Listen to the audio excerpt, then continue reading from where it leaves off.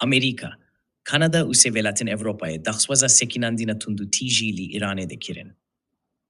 Mark Carney, Serokvezire Kanada'yı u Emmanuel Macron serkomare Firanse, Keir Starmer, Serokvezire Britanya u Friedrich Merz, Seroke Alman, daxwaza sekinandina tundu tiji li heme berfwe nishanderanji rejima İran'e kirin. Van berpirsan, tevi nishandana Nigerania swe li hember tundu tiji aji aste derketiya rejime li hember swe nishanderanu kutina van, ev kiryaren rejime bi tundi şermezar kirine. Her visa wan berpirsan ragi handine ku berpirsayetiya çane xelke İran'e, listuye berpirsen rejima İran'eye, u diverez ji mafe bingehinen selke İran'e bigre.